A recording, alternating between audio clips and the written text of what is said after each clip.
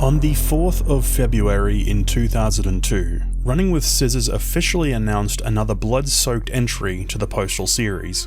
Using the Unreal Warfare engine, the game brought the violence from an isometric view down into the Postal dude's eyes and boasted incredible fire and fluid physics. Not long after this announcement, screenshots of the game in early stages of development were shared by computer magazines and websites. Most images released show off parts of the map that made it to the final version, albeit with a few changes. The earliest available screenshots, however, contain 4 distinct spots that are noticeably absent, which I've dubbed Old Suburbs, The Streets, Twin Houses, and Substation.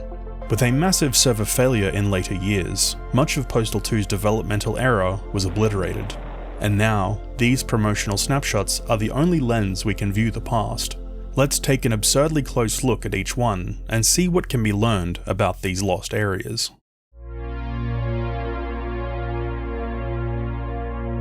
The May 2002 issue of Computer Games magazine hosted an article by Cindy Gans, giving a brief but early look at Postal 2, outlining a few of the game's key features and a small history of the developers.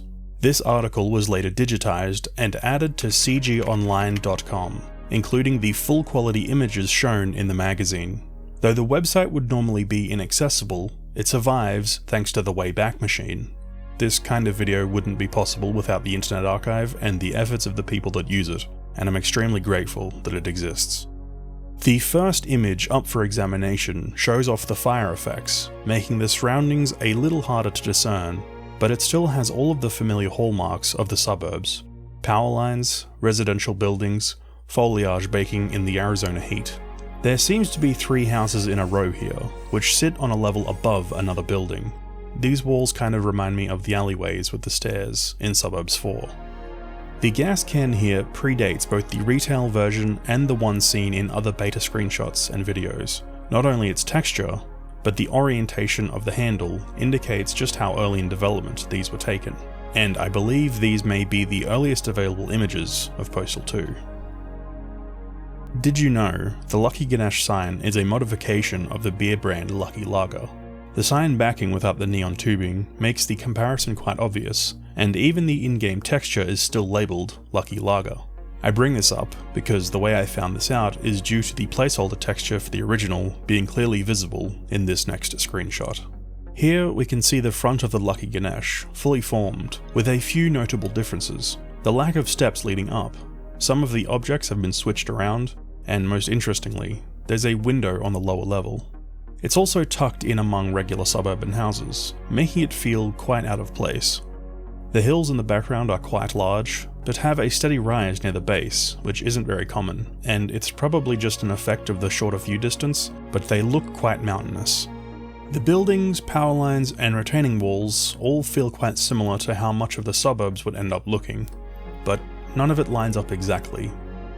This cop that looks like he's about to hit the hardest whip of all time is actually a static model.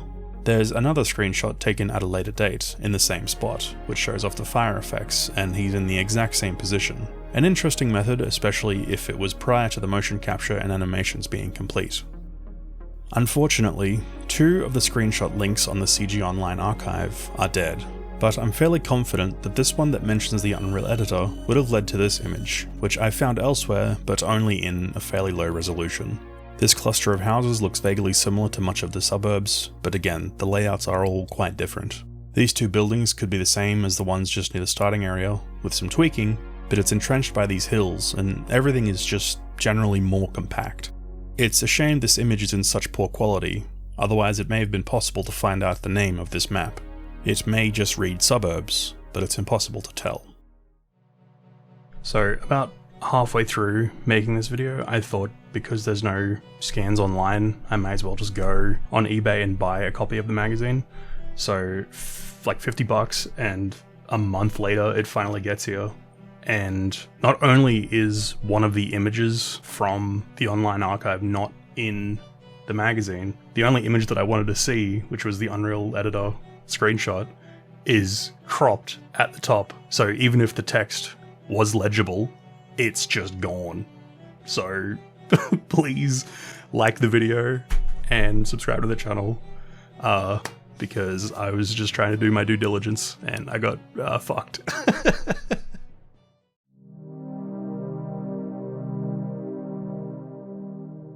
The twin houses is another strange case, as it feels familiar and foreign all at the same time. Two homes, nested by the raised earth that surrounds them. Though all four of these images landed on Gamespot.com on the 21st of March in 2002, they are actually from different points in development. The texture and model of the postal dude's arms were modified, his jacket shining brighter, and thus, these two were taken earlier on. We can also see that this vehicle is missing, and was only added later.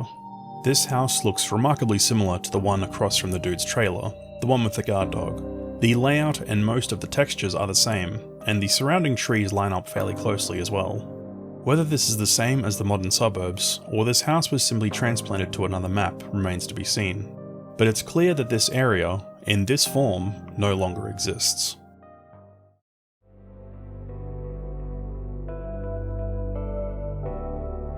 With this tunnel right next to the Lucky Ganesh, this is the closest to a modern screenshot we'll see in these images. It's still not exactly the same, but it's almost like you can see the final version poking through. The same cannot be said for the other direction. The low view distance shrouds these wide and empty streets, and they stretch on into the distance before eventually disappearing into the fog. Judging by how these buildings look, I believe this lower one is the laundromat, followed by the book depository, and then possibly the Fire in the Hole Club beyond that, but it's difficult to tell. It's uncanny to see it laid out in this manner. While the building itself remains practically unchanged, except for the poop on the stoop, these images give us a proper look inside the Lucky Ganesh. Internally, the layout of the shelves is rather different, and something that immediately stands out is the entrance is much more open. In this shot with the early machine gun, we can see straight through to the street outside. The checkout that obstructs the entrance that causes this immediate turn was likely placed to block the player's line of sight and help save on rendering the exterior while inside. The same reason these windows seen earlier were probably removed.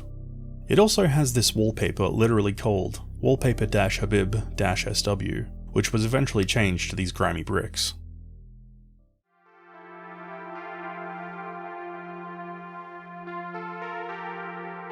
The existence of this electrical substation is limited to a single screenshot, full of power lines, junction boxes, and wires for the postal dude to chew on.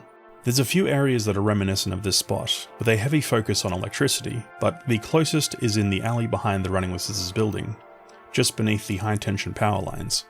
These transformers are used in both locations, and I believe this is the only place in the release version of the game that they appear. Much of the pieces seen here, like these towers, are unique to this screenshot, with most of them going unused. There seems to be another structure further back, but it's hard to make out exactly what it is. Where exactly this is in relation to other areas, at least at the time of recording, is a complete mystery. If you have any more information on these screenshots, or higher resolution versions of them, let me know in the comments below.